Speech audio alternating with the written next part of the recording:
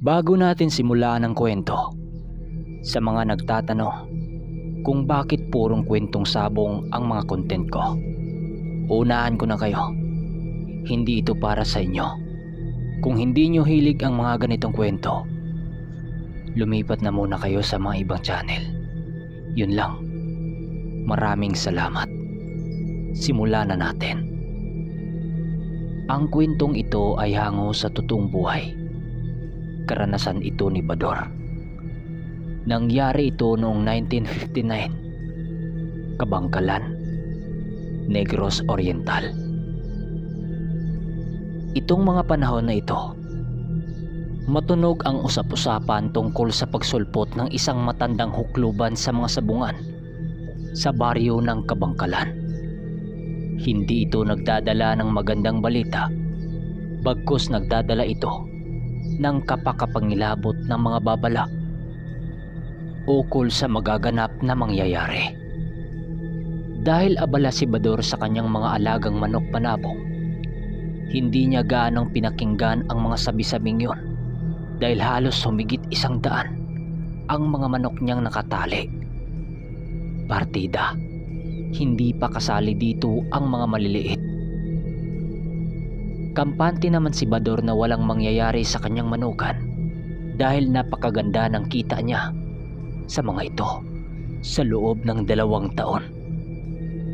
Wala din siyang nararamdamang kakaiba sa kanilang lugar, kung kaya't naging palaisipan sa kanya kung bakit ganun na lamang ang pag-alala ng kanilang kababaryo na purong mga sabongerong nag-aalaga ng mga manok. Makalipas ang ilang araw, magmula nang magpakita ang huklubang matanda sa pasabong sa kanilang lugar, ang ilan sa kanilang mga kababaryong may malaking manukan sa kanilang lugar naglilibot pagsapit ng takip silim. Dahil may bali-balitang nagdadala ng feste ang matanda, kabilang na dito ang daan-daang mga daga upang pakawalan sa kanilang lugar. Bilang kaanib si Bador sa samahang yon, wala siyang magagawa kundi sumama sa grupo. Labag man sa kanyang sarili ang bagay na yon, kinakailangan niyang makisama sa alituntunin ng baryo. Habang naglilibot sila sa paligid, armado sila ng pangontra laban sa kahit na anong uri ng nilalang. Tag-iisa din silang dala-dala ng mga baril na handang gamitin sa kung anuman ang nilalang sa kanilang makita. Isang araw habang naglilibot sila sa kanilang baryo, nagpasya si Bador na kausapin ang kapatid na nakakita sa nasabing hukluban. Masyado na kasi siyang naguguluhan dahil mag-1 linggo na nilang ginawa ang bagay na yon. Bok, matanong ko lang, totoo bang nakita ng kapatid mo ang hukluban? Baka naman guni-guni lang niya yon. Tapos paniwalang-paniwala naman tayo. Tapos gabing-gabi tayong naglilibot. Tingnan mo, napakatahimik naman ang paligid. Ano naman kayang demonyong nagdadala ng feste sa ating mga alagang manok? Nagtatakang tanong ni Bador. Sumunod ka na lang. Sa kabilang baryo nga daw, daan-daang manok ang namatay sa tuwing susulpot ang nasabing hukluban. Baka nakalimutan mo kung ano ang kwento ng mga matatanda rito. Huwag mo nang hantaying madamay dito ang napakarami mong alaga. Sagot naman ng kanyang kasama. Nang marinig niya ang sinabi nito, tanging pananahimik na lamang ang kanyang nagawa. Alam niya kasing madaling magalit ang kanyang mga kasama, lalo na mismo ang paniniwala nito ang naaapakan. Halos kasi ang may mga alagang manok sa kanilang baryo noon nagkakaisa, maliban lamang sa kanila. Sa pagkakatanda ni Bador, sumama lamang sila sa gawain ng mga ito dahil ito ay may kaugnayan sa kanilang negosyo at bisyo. Kung baga, hindi sila mahilig makisama sa kanilang kababaryo kung sa tingin nila wala silang pakinabang doon. Bago pa man sumapit ang 11:00 ng gabi, tuluyan ang nabuwang ang kanilang grupo. Nakipagpalit na kasi sila sa kanilang mga ilang tauhan para maglilibot sa kanilang baryo. Lakip na ang manuka ni Bador. Sa pagdating niya sa kanyang farm, agad namang bumungad sa kanya ang kanyang kapatid at ang 2 tauhan na may bitbit na flashlight at mga armas. Pagdating niya dito, agad naman siyang binati ng mga ito ng masamang gabi. Pag-upo niya sa harapan ng mga ito, agad naman niya itong tinanong ng, "Kuya, bakit gising pa kayo?" "Mahirap matulog sa ganitong panahon, Bador. Alam mo naman, mahirap mapanatag lalo na masyado ng kalat ang balita sa baryo. Titigil na lang kaya tayo sa pagmamanok?" Wika nito sa kanya nang siyang nagpakunot sa kanyang noo. Hindi kasi biro ang naging puhunan nila sa kanilang mga manok dahil libo-libo ang bili nila sa bawat isa dito. Kung bigla na lang nilang itigil ang negosyong yon, malaking pera ang mawawala sa kanila. Nang marinig ito ni Bador, naging pagkakataon naman niya ito upang magtanong tungkol sa hukluban. Halos hindi kasi siya makapaniwala noon kung bakit may mga huklubang magbigay ng salot sa baryo na mabisita nito. Ang akala kasi ni Bador, hindi magsasayang ng oras ang mga nilalang na ito sa kanilang hinaharap dahil kadalasang nakasagupa nito mga antingerong panig sa kanan at mga ermitanyo.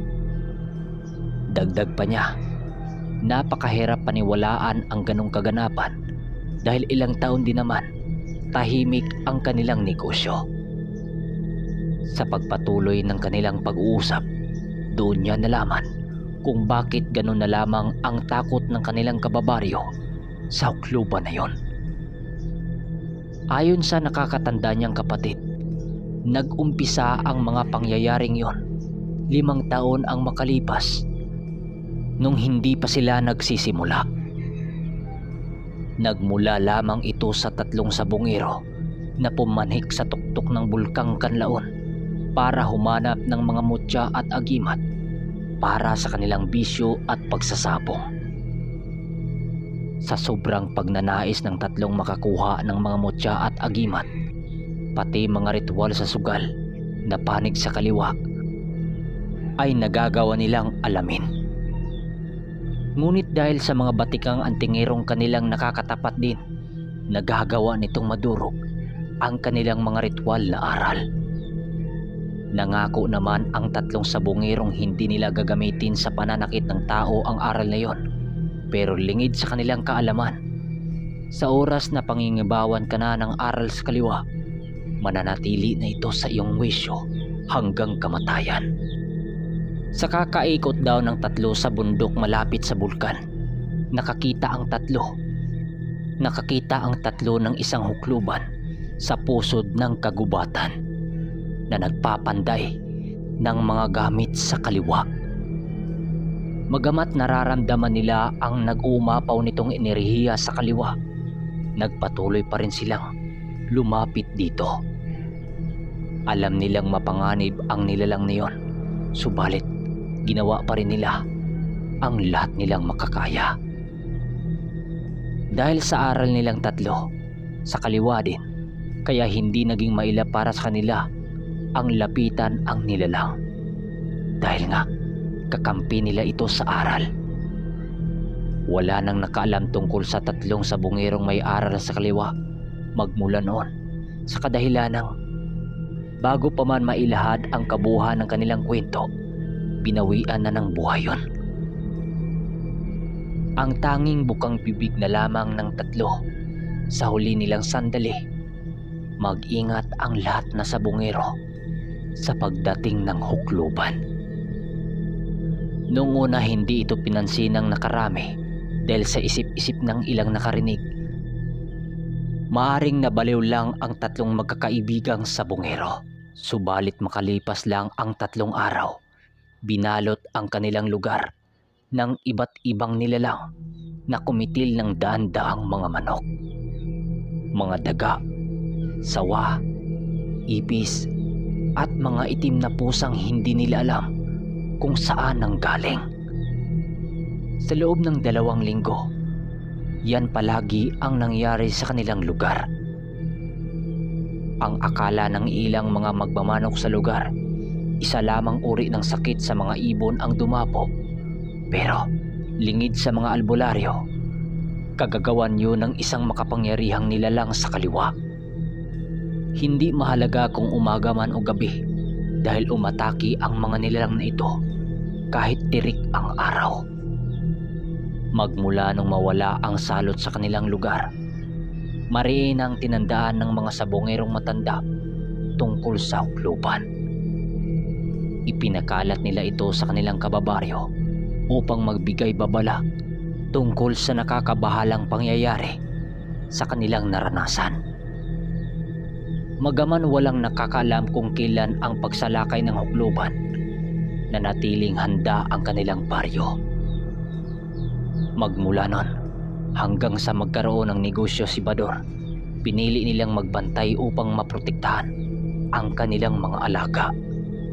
Dagdag pa ng kanyang kapatid na hindi pinag-usapan ang hukluban sa kanilang lugar dahil may ilang nakakitang dumalo ito sa mga sabungan at nagpamalas ng hindi ordinaryong pangyayari na may halong kamalasan. Yun din ang pinanghawakan noon ni Bador na talagang ito ay totoo, na nakakita sa nilalang na yon. Matapos itong marinig ni Bador, bahagya naman niyang pinag-isipan ang lahat na sinasabi ng kanyang kapatid.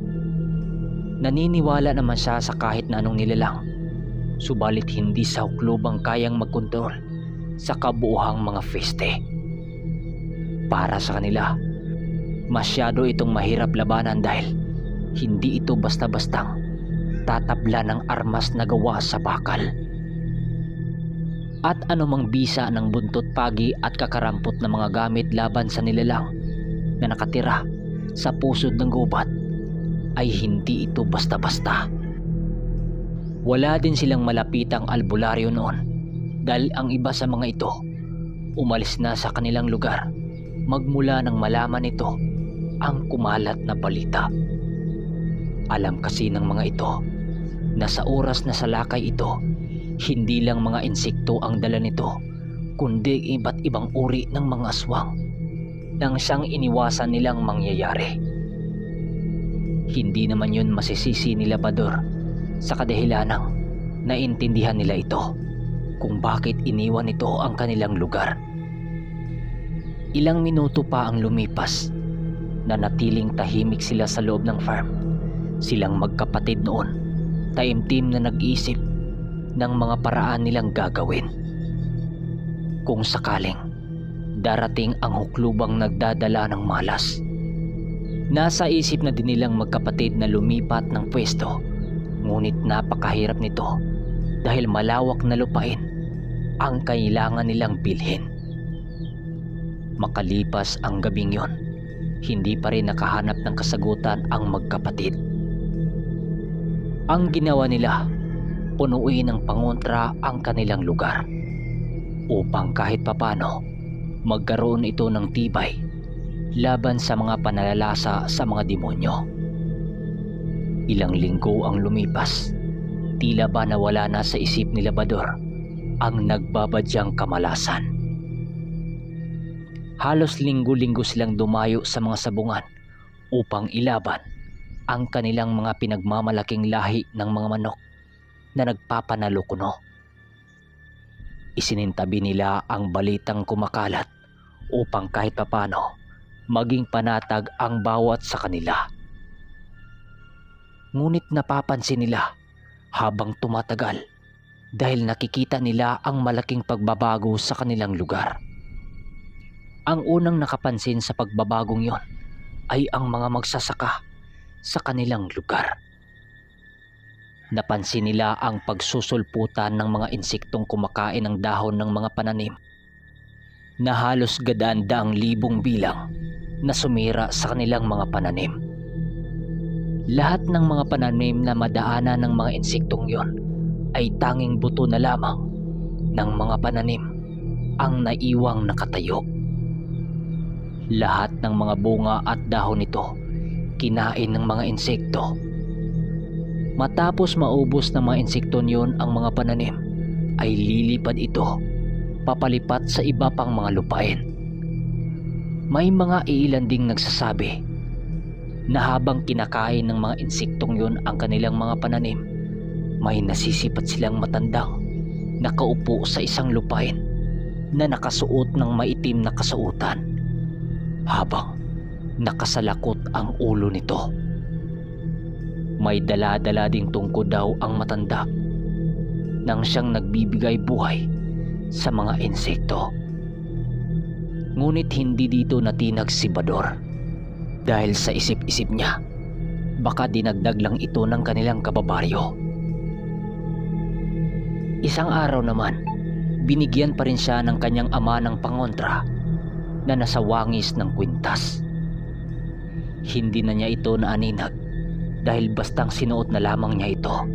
Dahil na rin siya ay nagmamadali kasama ang dalawa niyang alalay upang dumayo ng tupada sa tuktok ng bundok kung nasaan ang nasabing baryo.